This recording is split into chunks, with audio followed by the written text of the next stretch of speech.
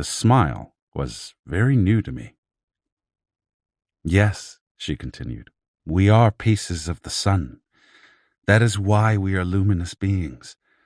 But our eyes can't see that luminosity because it is very faint. Only the eyes of a sorcerer can see it, and that happens after a lifetime struggle. Her revelation had taken me by total surprise. I tried to reorganize my thoughts in order to ask the most appropriate question. Did the Nagual ever tell you anything about the sun? I asked. Yes. We are all like the sun, but very, very faint. Our light is too weak, but it is light anyway. But did he say that the sun was perhaps the Nagual? I insisted desperately. La Gorda didn't answer. She made a series of involuntary noises with her lips. She was apparently thinking how to answer my probe. I waited, ready to write it down. After a long pause, she crawled out of the cave. I'll show you my faint light, she said matter-of-factly. She walked to the center of the narrow gully in front of the cave and squatted. From where I was, I couldn't see what she was doing, so I had to get out of the cave myself. I stood 10 or 12 feet away from her. She put her hands under her skirt while she was still squatting. Suddenly, she stood up. Her hands were loosely clasped into fists. She raised them over her head and snapped her fingers open. I heard a quick bursting sound, and I saw sparks flying from her fingers. She again clasped her hands and then snapped them open, and another volley of much larger sparks flew out of them. She squatted once more and reached under her skirt. She seemed to be pulling something from her pubis. She repeated the snapping movement of her fingers as she threw her hands over her head, and I saw a spray of long, luminous fibers flying away from her fingers. I had to tilt my head up to see them against the already dark sky. They appeared to be long, fine filaments of a reddish light. After a while, they faded and disappeared. She squatted once again, and when she let her fingers open, a most astonishing display of lights emanated from them. The sky was filled with thick rays of light. It was a spellbinding sight. I became engrossed in it. My eyes were fixed. I wasn't paying attention to La Gorda. I was looking at the lights.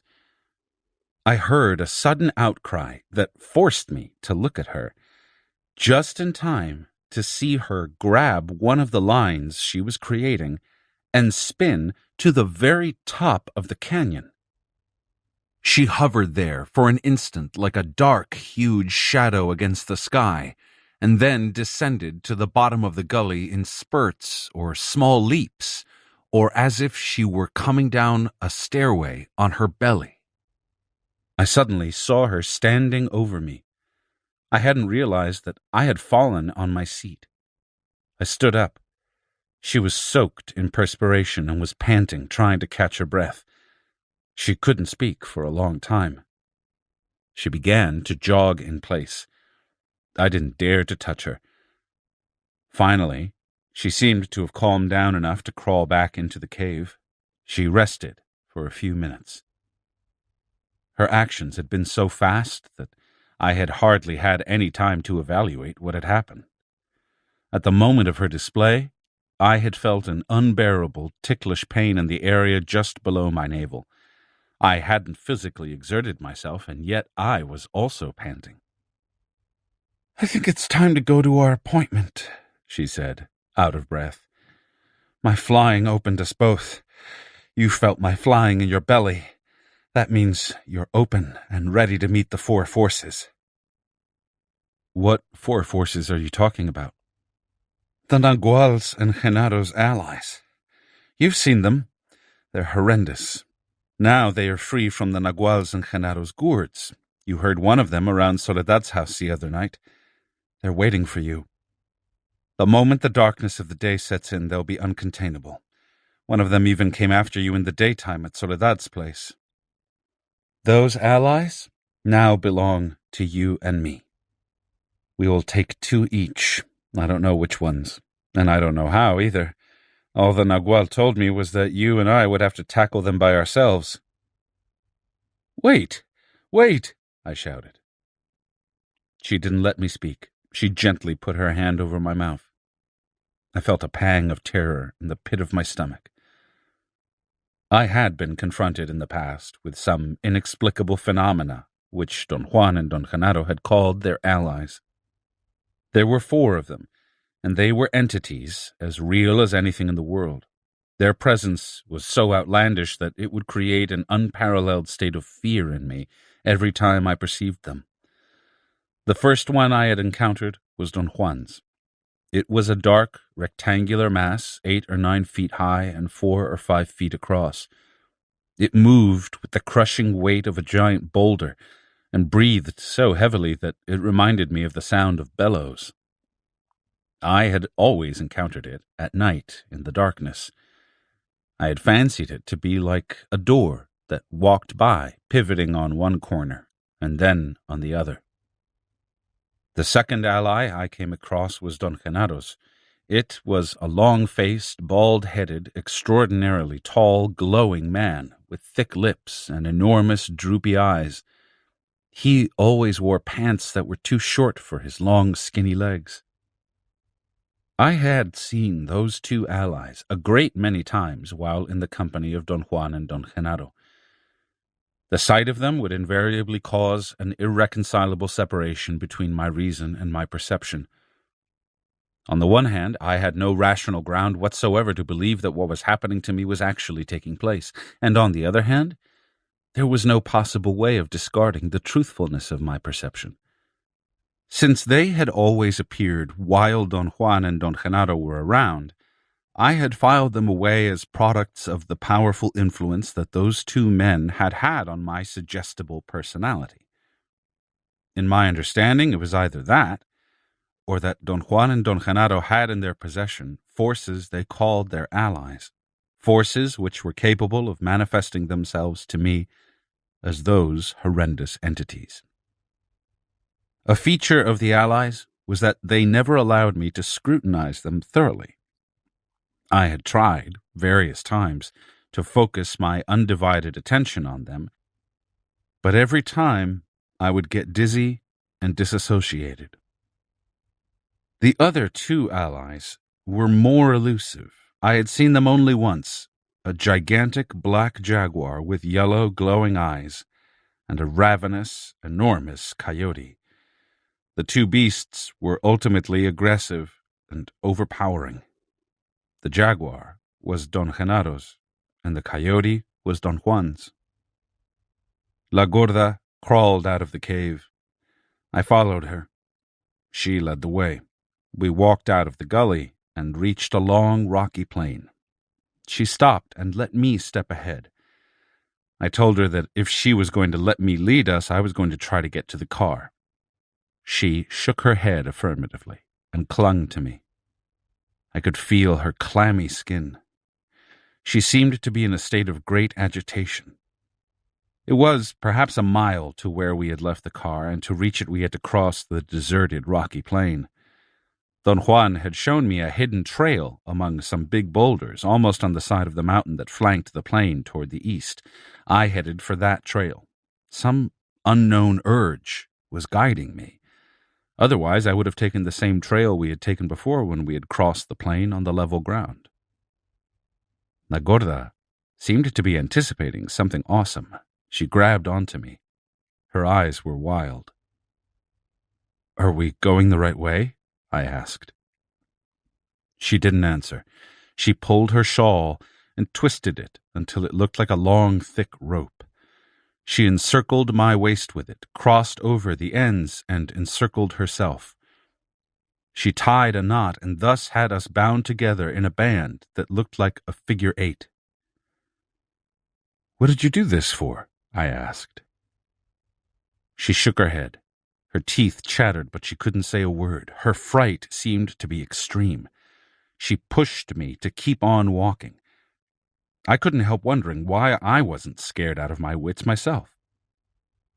As we reached the high trail, The physical exertion began to take its toll on me. I was wheezing and had to breathe through my mouth. I could see the shape of the big boulders. There was no moon, but the sky was so clear that there was enough light to distinguish shapes. I could hear La Gorda also wheezing. I tried to stop to catch my breath, but she pushed me gently as she shook her head negatively. I wanted to make a joke to break the tension when I heard a strange thumping noise. My head moved involuntarily to my right to allow my left ear to scan the area. I stopped breathing for an instant, and then I clearly heard that someone else besides La Gorda and myself was breathing heavily. I checked again to make sure before I told her. There was no doubt that the massive shape was there among the boulders. I put my hand on La Gorda's mouth as we kept on moving and signaled her to hold her breath. I could tell that the massive shape was very close. It seemed to be sliding as quietly as it could. It was wheezing softly. La Gorda was startled. She squatted and pulled me down with her by the shawl tied around my waist. She put her hands under her skirt for a moment and then stood up. Her hands were clasped, and when she snapped her fingers open, a volley of sparks flew from them. "Piss in your hands," La Gorda whispered through clenched teeth. "Huh?" I said, unable to comprehend what she wanted me to do. She whispered her order 3 or 4 times with increasing urgency. She must have realized I didn't know what she wanted, for she squatted again and showed that she was urinating in her hands. I stared at her dumbfounded as she made her urine fly like reddish sparks. My mind went blank. I didn't know which was more absorbing, the sight of La Gorda was creating with her urine or the wheezing of the approaching entity. I couldn't decide on which of the two stimuli to focus my attention. Both were enthralling. "Quickly, do it in your hands," La Gorda grumbled between her teeth. I heard her, but my attention was dislocated. With an imploring voice, La Gorda added that my sparks would make the approaching creature, whatever it was, retreat. She began to whine, and I began to feel desperate. I could not only hear, but I could also sense with my whole body the approaching entity. I tried to urinate in my hands. My effort was useless. I was too self-conscious and nervous. I became possessed by La Gorda's agitation and struggled desperately to urinate. I finally did it. I snapped my fingers 3 or 4 times, but nothing flew out of them. "Do it again," La Gorda said. "It takes a while to make sparks." I told her that I had used up all the urine I had. There was the most intense look of despair in her eyes.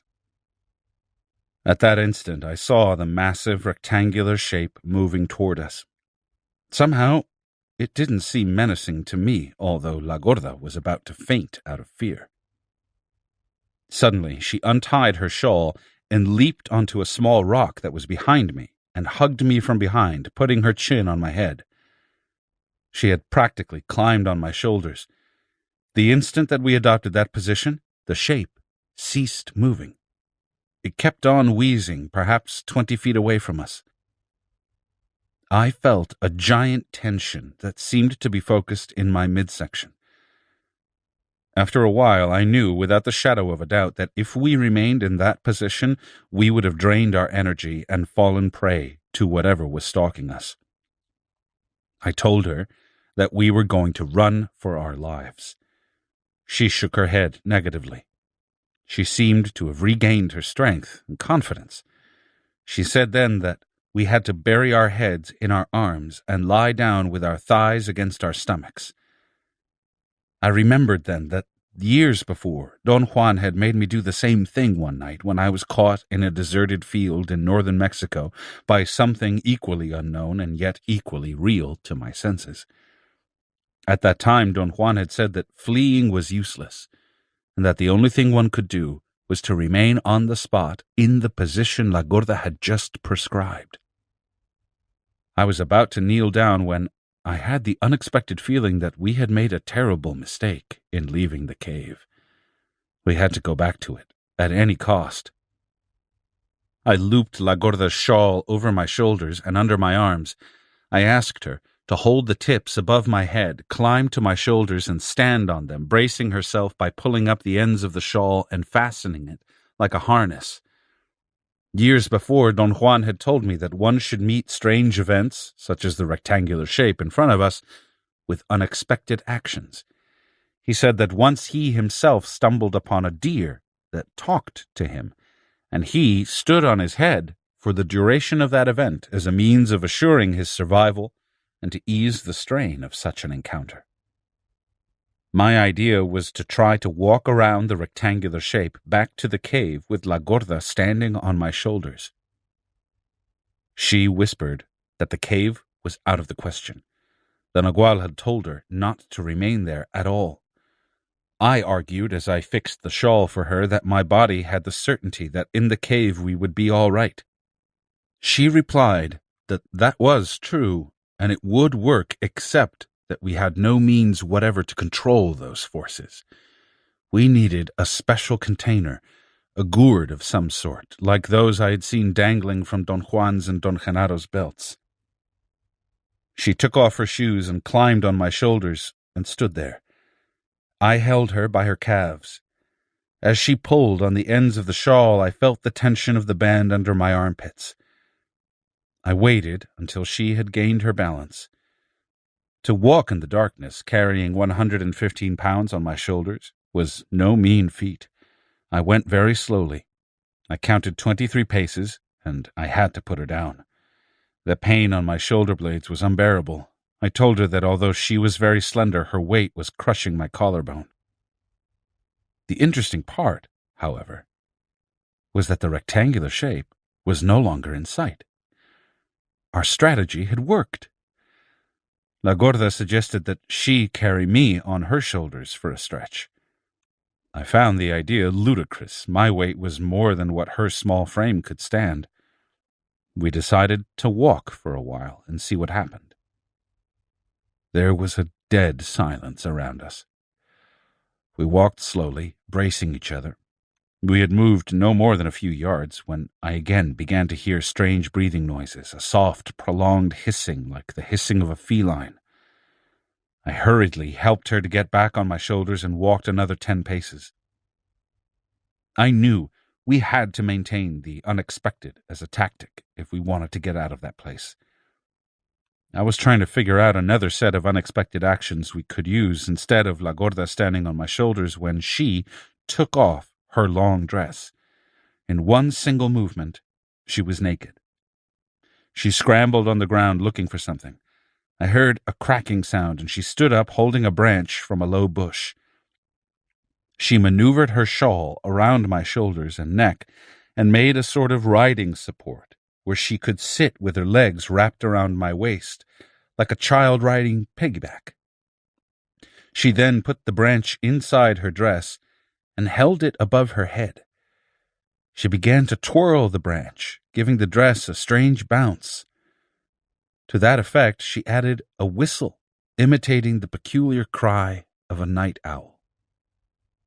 After 100 yards or so, I heard the same sounds coming from behind us and from the sides. She changed to another bird call, a piercing sound similar to that made by a peacock. A few minutes later, the same bird calls were echoing all around us. I had witnessed a similar phenomenon of bird calls being answered years before with Don Juan. I had thought at the time that perhaps the sounds were being produced by Don Juan, who was hiding nearby in the darkness, or even by someone closely associated with him, such as Don Genaro, who was aiding him in creating an insurmountable fear in me, a fear that made me run in total darkness without even stumbling. Don Juan had called that particular action of running in darkness the gate of power. I asked La Gorda if she knew how to do the gate of power. She said yes. I told her that we were going to try it, even though I wasn't at all sure I could do it. She said that it was neither the time nor the place for that, and pointed in front of us.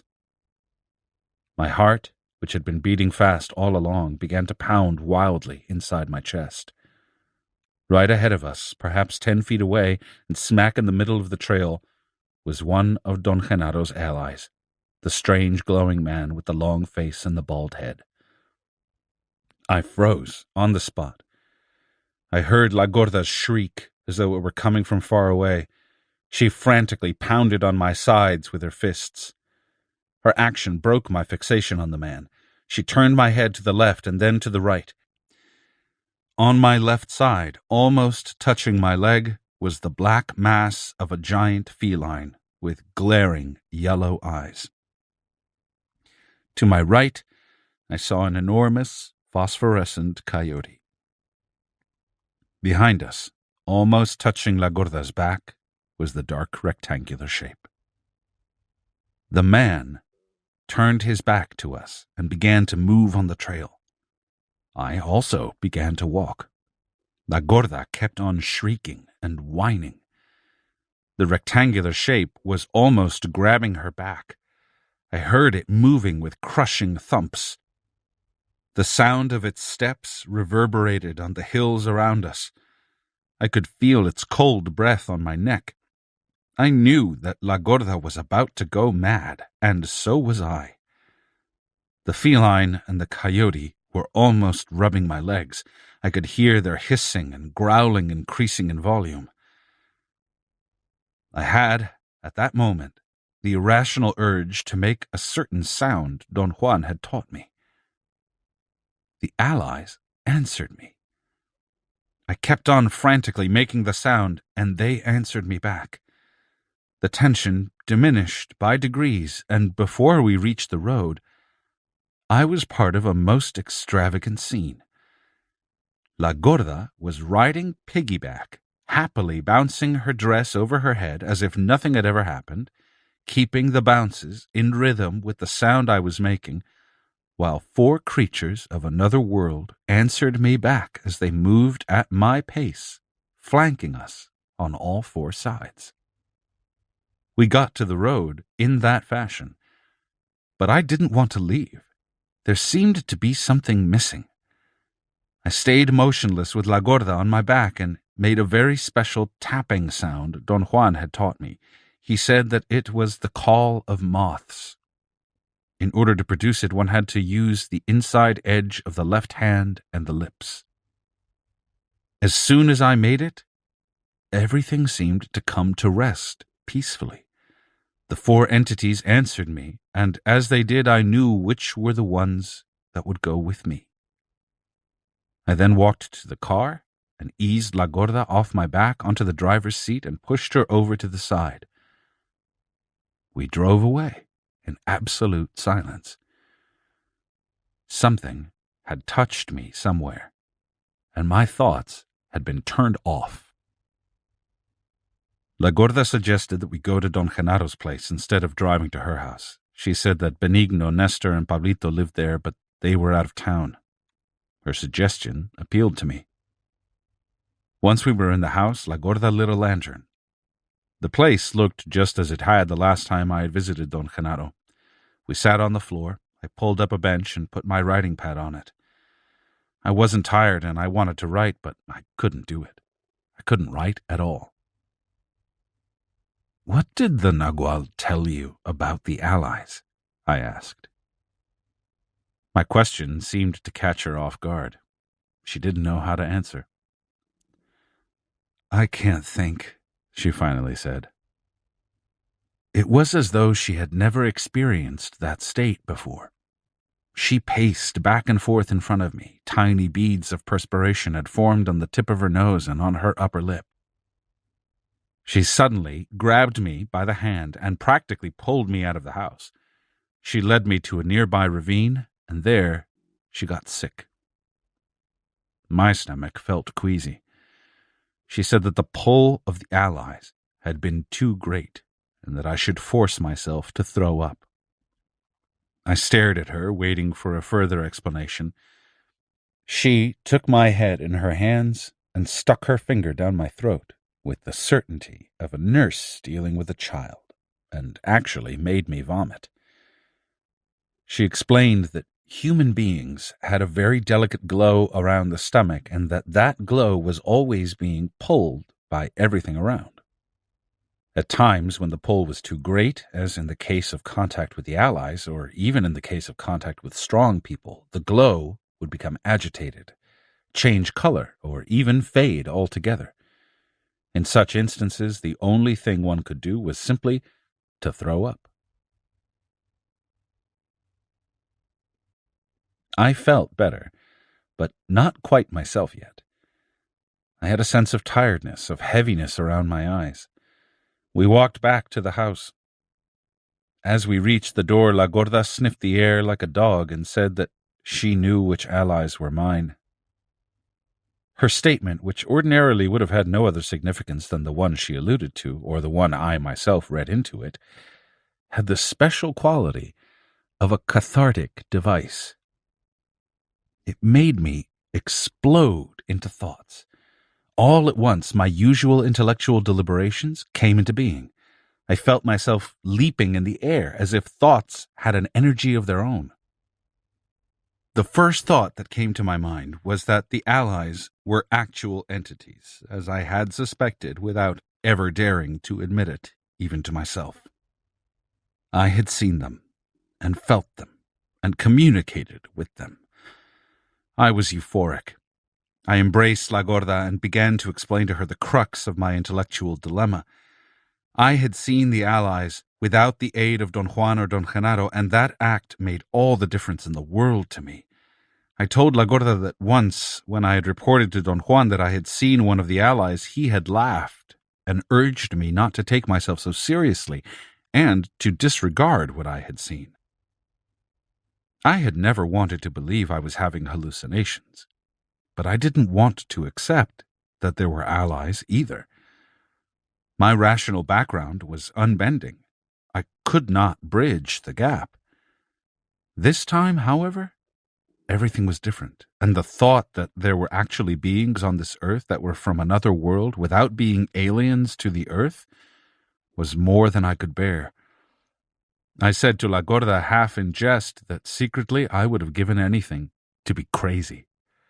That would have absolved some part of me from the crushing responsibility of revamping my understanding of the world. The irony of it was that I couldn't have been more willing to revamp my understanding of the world, on an intellectual level, that is. But that wasn't enough. That had never been enough.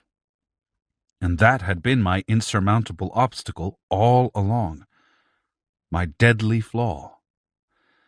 I had been willing to dally in Don Juan's world in a semi-convinced fashion. Therefore, I had been a quasi-sorcerer. All my efforts had been no more than my inane eagerness to fence with the intellect, as if I were in academia where one can do that very thing from 8 a.m. to 5 p.m., at which time, duly tired, one goes home. Don Juan used to say as a joke that after arranging the world in a most beautiful and enlightened manner, the scholar goes home at 5 o'clock in order to forget his beautiful arrangement. While La Gorda made us some food, I worked feverishly on my notes. I felt much more relaxed after eating. La Gorda was in the best of spirits. She clowned the way Don Genaro used to, imitating the gestures I made while I wrote. "What do you know about the Allies, Gorda?" I asked. "Only what the Nagual told me," she replied. "He said that the Allies were forces that a sorcerer learns to control. He had 2 inside his gourd, and so did Genaro." "How do they keep them inside their gourds?" "No one knows that. All the Nagual knew was that a tiny, perfect gourd with a neck must be found before one could harness the Allies." "Where can one find that kind of gourd?" "Anywhere.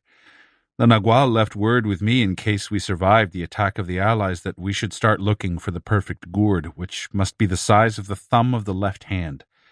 That was the size of the Nagual's gourd." "Have you ever seen his gourd?" "No, never. The Nagual said that a gourd of that kind is not in the world of men. It's like a little bundle that one can distinguish hanging from their belts. But if you deliberately look at it, you will see nothing.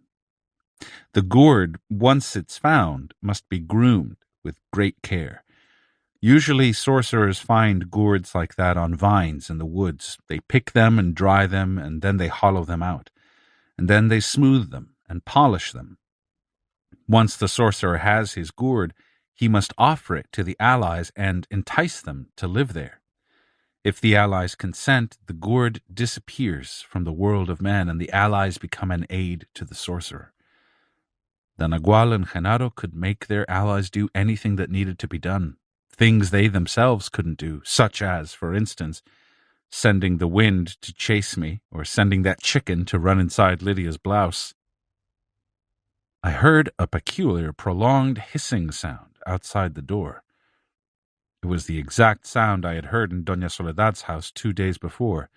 This time, I knew it was the jaguar. The sound didn't scare me. In fact, I would have stepped out to see the jaguar had La Gorda not stopped me. "You're still incomplete," she said. "The allies would feast on you if you go out by yourself, especially that daring one that's prowling out there now." "My body feels very safe," I protested. She patted my back and held me down against the bench on which I was writing. "You're not a complete sorcerer yet," she said. "You have a huge patch in your middle, and the force of those allies would yank it out of place. They are no joke." "What are you supposed to do when an ally comes to you in this fashion?" "I don't bother with them, one way or another. The Nagual taught me to be balanced and not to seek anything eagerly. Tonight, for instance, I knew which allies would go to you, if you can ever get a gourd and groom it. You may be eager to get them. I'm not. Chances are I'll never get them myself. They're a pain in the neck." "Why?" "Because they are forces, and as such they can drain you to nothing. The Nagual said that one is better off with nothing except one's purpose and freedom. Someday, when you're complete, perhaps we'll have to choose whether or not to keep them."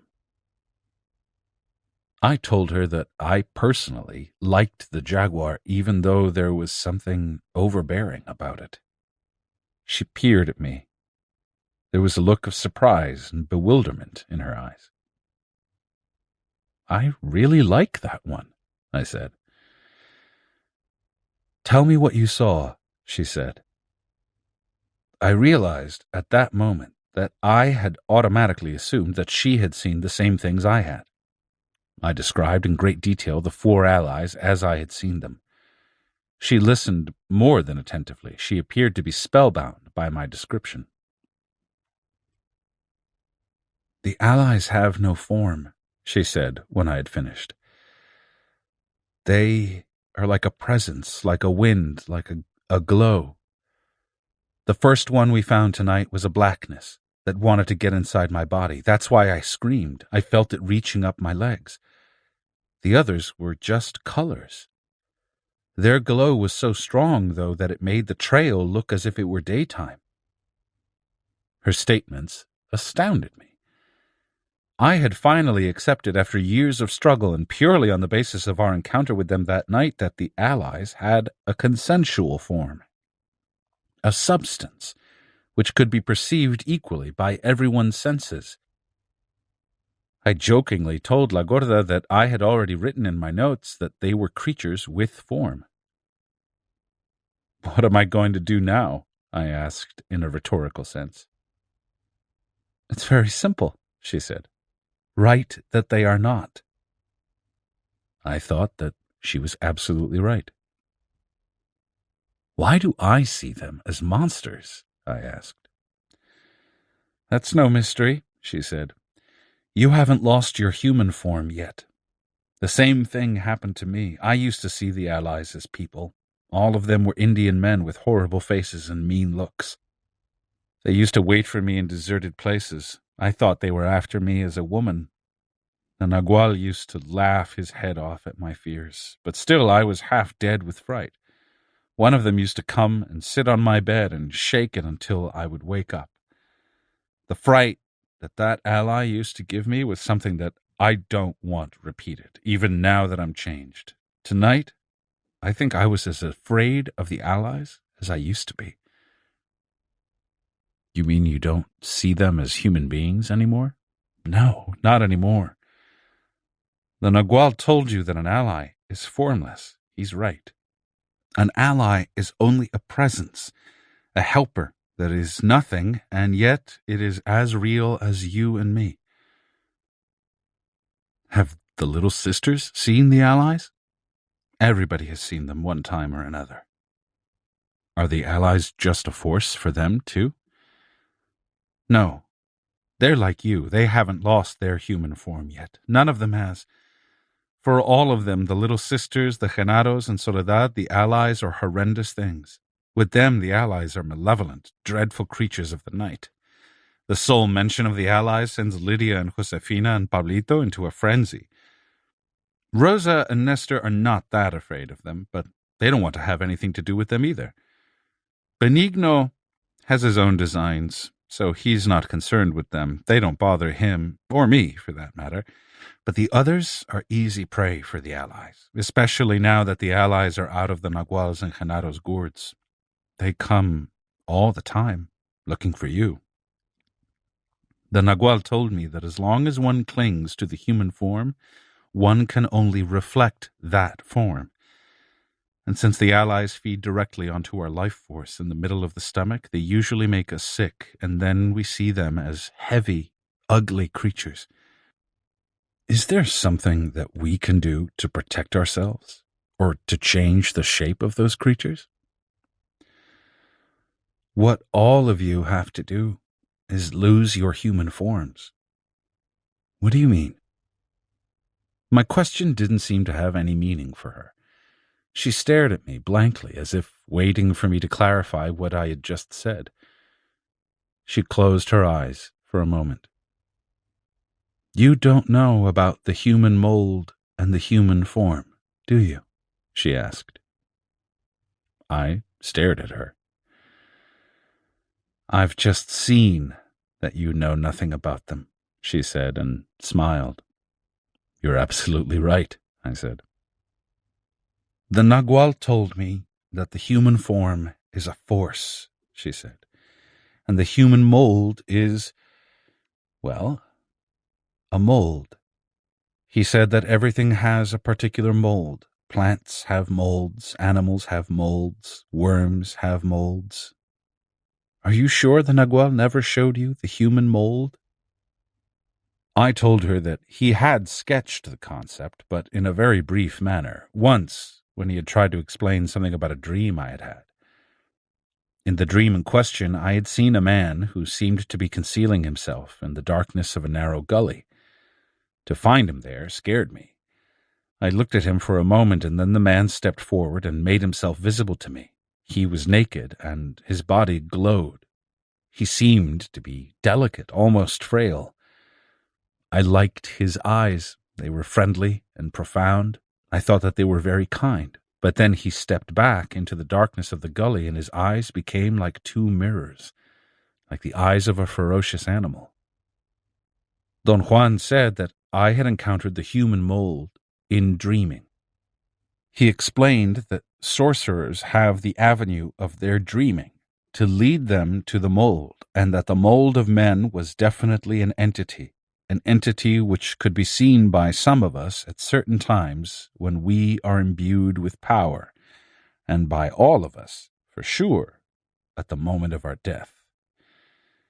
He described the mold as being the source, the origin of man, since without the mold to group together the force of life, there was no way for that force to assemble itself into the shape of man. He interpreted my dream as a brief and extraordinarily simplistic glance at the mold. He said that my dream had restated the fact that I was a simple-minded and very earthy man. La Gorda laughed and said that she would have said the same thing herself. To see the mold as an average naked man, and then as an animal, had been indeed a very simplistic view of the mold.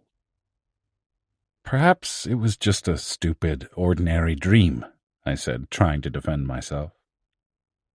No, she said with a large grin.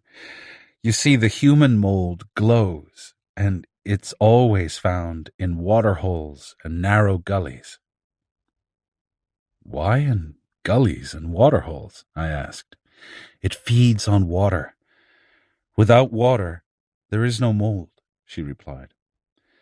I know that the Nagual took you to waterholes regularly in hopes of showing you the mold, but your emptiness prevented you from seeing anything. The same thing happened to me. He used to make me lie naked on a rock in the very center of a particular dried-up waterhole, but all I did was to feel the presence of something that scared me out of my wits. Why does emptiness prevent one from seeing the mold? The Nagual said that everything in the world is a force, a pull or a push. In order for us to be pushed or pulled, we need to be like a sail, like a kite in the wind. But if we have a hole in the middle of our luminosity, the force goes through it and never acts upon us. The Nagual told me that Genaro liked you very much and tried to make you aware of the hole in your middle. He used to fly his sombrero as a kite to tease you. He even pulled you from that hole until you had diarrhea. But you never caught on to what he was doing. Why didn't they tell me as plainly as you have told me? They did, but you didn't notice their words. I found her statement impossible to believe.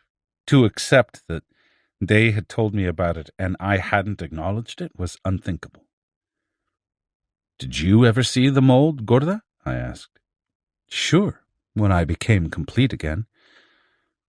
I went to that particular waterhole one day by myself, and there it was. It was a radiant, luminous being. I couldn't look at it. It blinded me. But being in its presence was enough. I felt happy and strong, and nothing else mattered. Nothing. Just being there was all I wanted. The Nagual said that sometimes if we have enough personal power, we can catch a glimpse of the mold, even though we are not sorcerers. When that happens, we say that we have seen God. He said that if we call it God, it is the truth. The mold is God. I had a dreadful time understanding the Nagual because I was a very religious woman. I had nothing else in the world but my religion. So to hear the Nagual say the things he used to say made me shiver. But then I became complete, and the forces of the world began to pull me, and I knew that the Nagual was right. The mold is God. What do you think? The day I see it, I'll tell you, Gorda, I said. She laughed and said that the Nagual used to make fun of me, saying that the day I would see the mold, I would probably become a Franciscan friar, because in the depths of me, I was a religious soul. Was the mold you saw a man or a woman? I asked. Neither. It was simply a luminous human. The Nagual said that I could have asked something for myself, that a warrior cannot let that chance pass, but I couldn't think of anything to ask for. It was better that way. I have the most beautiful memory of it. The Nagual said that a warrior with enough power can see the mold many, many times. What a great fortune that must be. But if the human mold is what puts us together, what is the human form? Something sticky. A sticky force that makes us the people we are. The Nagual told me that the human form has no form. Like the allies that he carried in his gourd, it's anything, but in spite of not having form, it possesses us during our lives and doesn't leave us until we die. I've never seen the human form, but I have felt it in my body. She then described a very complex series of sensations that she had had over a period of years that culminated in a serious illness, the climax of which was a bodily state that reminded me of descriptions I had read of a massive heart attack. She said that the human form as the force that it is, left her body after a serious internal battle that manifested itself as illness. "It sounds as if you had a heart attack," I said. "Maybe I did," she replied. "But one thing I know for sure. The day I had it, I lost my human form. I became so weak that for days I couldn't even get out of my bed. Since that day, I haven't had the energy to be my old self. From time to time, I've tried to get into my old habits, but I didn't have the strength to enjoy them the way I used to. Finally, I gave up trying." "What is the point of losing your form?" "A warrior must drop the human form in order to change, to really change. Otherwise, there is only talk about change, like in your case. The Nagual said that it's useless to think or hope that one can change one's habits. One cannot change one iota as long as one holds on to the human form. The Nagual told me that a warrior knows that he cannot change, and yet he makes it his business to try to change, even though he knows that he won't be able to. That's the only advantage a warrior has over the average man. The warrior is never disappointed when he fails to change." "But you are still yourself, Gorda, aren't you?" "No, not anymore. The only thing that makes you think you are yourself is the form. Once it leaves, you are nothing." "But you still talk and think and feel as you always did, don't you?" "Not at all. I'm new." She laughed and hugged me as if she were consoling a child. "Only Eligio and I have lost our form," she went on. "It was our great fortune that we lost it while the Nagual was among us. You people will have a horrid time. That is your fate. Whoever loses it next will have only me as a companion. I already feel sorry for whoever it will be." "What else did you feel, Gorda, when you lost your form, besides not having enough energy?" "The Nagual told me that a warrior without form begins to see an eye. I saw an eye in front of me every time I closed my eyes. It got so bad that I couldn't rest anymore. The eye followed me wherever I went. I nearly went mad. Finally, I suppose I became used to it. Now, I don't even notice it because it has become part of me. The formless warrior uses that eye to start dreaming. If you don't have a form, you don't have to go to sleep to do dreaming. The eye in front of you pulls you every time you want to go." "Where exactly is that eye, Gorda?" She closed her eyes and moved her hand from side to side, right in front of her eyes, covering the span of her face. "Sometimes the eye is very small, and other times it's enormous," she went on. "When it's small, your dreaming is precise. If it's big, your dreaming is like flying over the mountains and not really seeing much. I haven't done enough dreaming yet, but the Nagual told me that the eye is my trump card. One day when I become truly formless, I won't see the eye anymore. The eye will become just like me, nothing, and yet it'll be there, like the allies. The Nagual said that everything has to be sifted through our human form. When we have no form, then nothing has form, and yet everything is present. I couldn't understand what he meant by that, but now I see that he was absolutely right. The allies are only a presence, and so will be the eye. But at this time, that eye is everything to me. In fact, in having that eye, I should need nothing else in order to call up my dreaming, even when I'm awake. I haven't been able to do that yet. Perhaps I'm like you, a bit stubborn and lazy." "How did you do the flying you showed me tonight?" "The Nagual taught me how to use my body to make lights, because we are light anyway. So I make sparks and lights, and they in turn lure the lines of the world. Once I see one, it's easy to hook myself to it." "How do you hook yourself?" "I grab it." She made a gesture with her hands. She clawed them and then placed them together, joined at the wrists, forming a sort of bowl with the clawed fingers upright. You have to grab the line like a jaguar, she went on, and never separate the wrists. If you do, you'll fall down and break your neck. She paused, and that forced me to look at her, waiting for more of her revelations. You don't believe me, do you? She asked.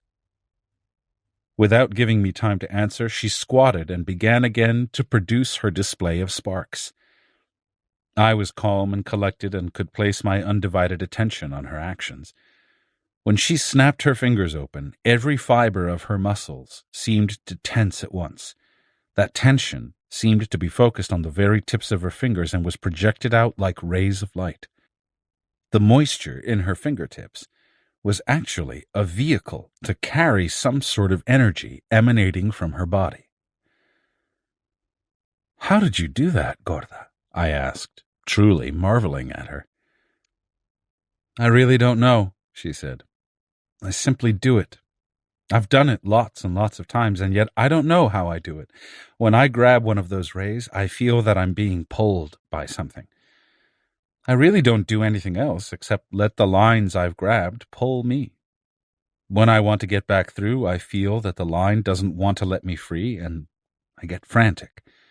The Nagual said that was my worst feature. I get so frightened that one of these days I'm going to injure my body, but I figure that one of these days I'll be even more formless, and then I won't get frightened. So as long as I hold on until that day, I'm all right. Tell me then, Gorda, how do you let the lines pull you? We're back again in the same spot. I don't know.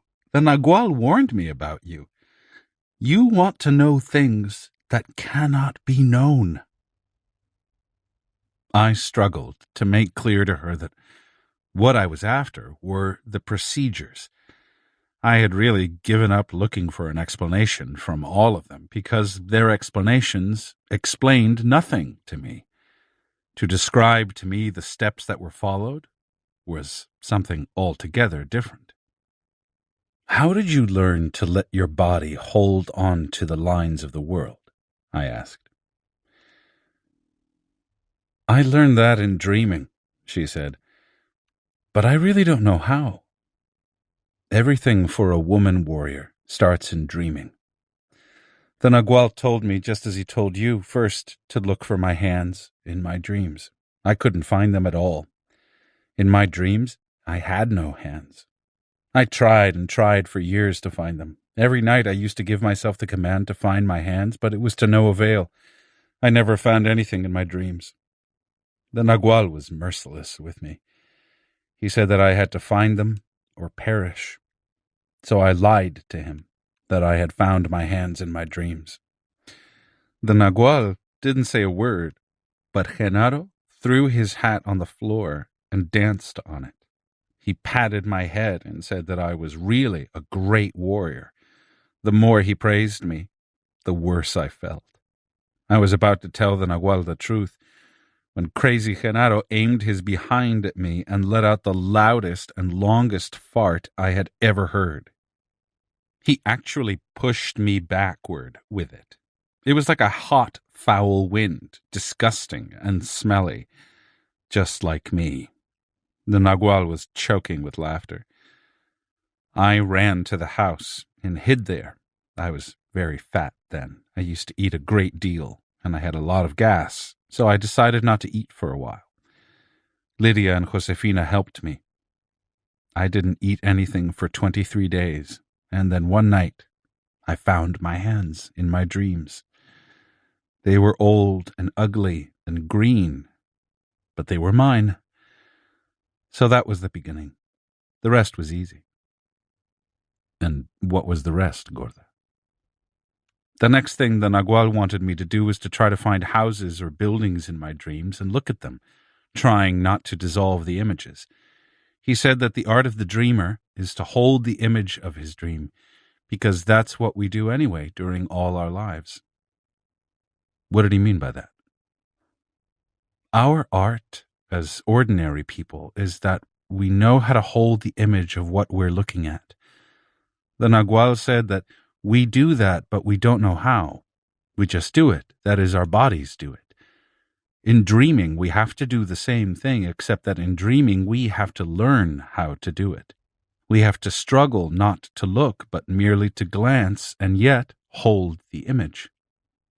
The Nagual told me to find in my dreams a brace for my belly button. It took a long time because I didn't understand what he meant. He said that in dreaming, we pay attention with the belly button, therefore it has to be protected. We need a little warmth or a feeling that something is pressing the belly button in order to hold the images in our dreams. I found a pebble in my dreams that fit my belly button, and the Nagual made me look for it day after day in water holes and canyons until I found it. I made a belt for it, and I still wear it day and night. Wearing it made it easier for me to hold images in my dreams. Then the Nagual gave me the task of going to specific places in my dreaming. I was doing really well with my task, but at that time I lost my form and I began to see the eye in front of me. The Nagual said that the eye had changed everything, and he gave me orders to begin using the eye to pull myself away. He said that I didn't have time to get to my double in dreaming, but that the eye was even better. I felt cheated. Now, I don't care. I've used that eye the best way I could. I let it pull me in my dreaming. I close my eyes and fall asleep like nothing, even in the daytime or anywhere. The eye pulls me and I enter into another world. Most of the time I just wander around in it. The Nagual told me and the little sisters that during our menstrual periods, dreaming becomes power. I get a little crazy. For one thing, I become more daring. And like the Nagual showed us, a crack opens in front of us during those days. You're not a woman, so it can't make any sense to you, but 2 days before her period, a woman can open that crack and step through it into another world. With her left hand, she followed the contour of an invisible line that seemed to run vertically in front of her at arm's length. During that time, a woman, if she wants to, can let go of the images of the world, La Gorda went on. That's the crack between the worlds. And as the Nagual said, it is right in front of all of us women. The reason the Nagual believes women are better sorcerers than men is because they always have the crack in front of them, while a man has to make it. Well, it was during my periods that I learned in dreaming to fly with the lines of the world. I learned to make sparks with my body to entice the lines, and then I learned to grab them. And that's all I have learned in dreaming so far. I laughed and told her that I had nothing to show for my years of dreaming. You've learned how to call the allies in dreaming, she said with great assurance. I told her that Don Juan had taught me to make those sounds. She didn't seem to believe me. The allies must come to you, then, because they're seeking his luminosity, she said. The luminosity he left with you. He told me that every sorcerer has only so much luminosity to give away, so he parcels it out to all his children in accordance with an order that comes to him from somewhere out there in that vastness. In your case, he even gave you his own call. She clicked her tongue and winked at me. If you don't believe me, she went on, why don't you make the sound the Nagual taught you and see if the allies come to you? I felt reluctant to do it, not because I believed that my sound would bring anything, but because I didn't want to humor her. She waited for a moment, and when she was sure I wasn't going to try, she put her hand to her mouth and imitated my tapping sound to perfection. She played it for 5 or 6 minutes, stopping only to breathe. See what I mean? She asked, smiling. The allies don't give a fig about my calling, no matter how close it is to yours. Now, try it yourself. I tried. After a few seconds, I heard the call being answered. La Gorda jumped to her feet. I had the clear impression that she was more surprised than I was. She hurriedly made me stop, turned off the lantern, and gathered up my notes. She was about to open the front door, but she stopped short. A most frightening sound came from just outside the door. It sounded to me like a growl. It was so horrendous and ominous that it made us both jump back, away from the door. My physical alarm was so intense that I would have fled if I had had a place to go. Something heavy was leaning against the door. It made the door creak. I looked at La Gorda. She seemed to be even more alarmed. She was still standing with her arm outstretched as if to open the door. Her mouth was open. She seemed to have been frozen in mid-action.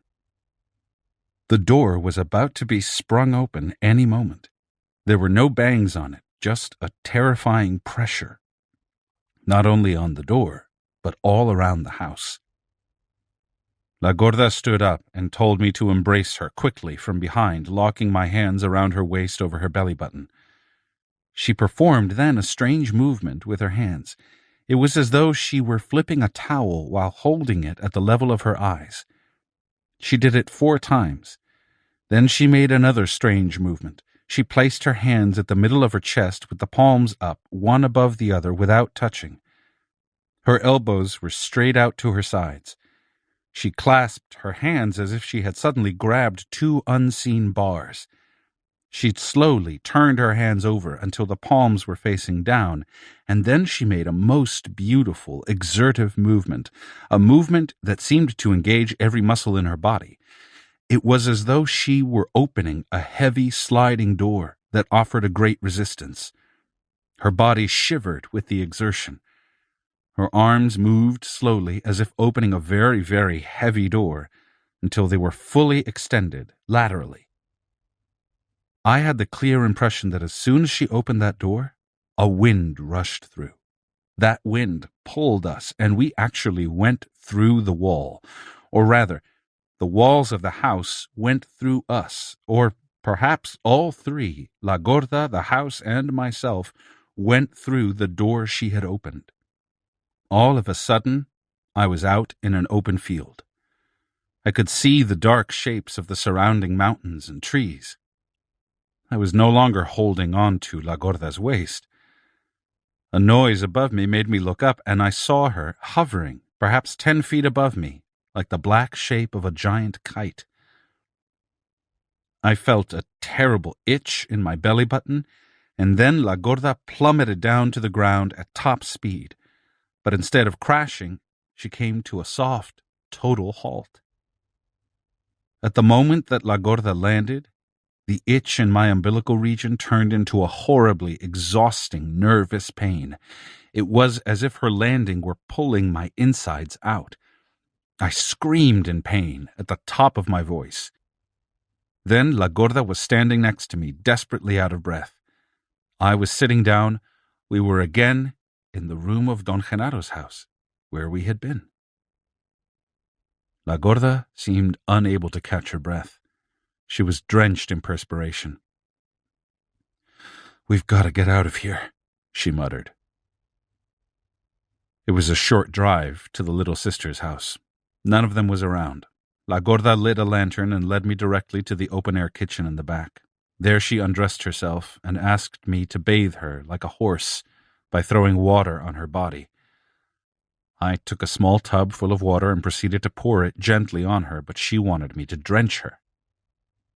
She explained that a contact with the Allies, like the one we had, produced a most injurious perspiration that had to be washed off immediately. She made me take off my clothes and then drenched me in ice-cold water. Then she handed me a clean piece of cloth, and we dried ourselves as we walked back into the house. She sat on the big bed in the front room after hanging the lantern on the wall above it.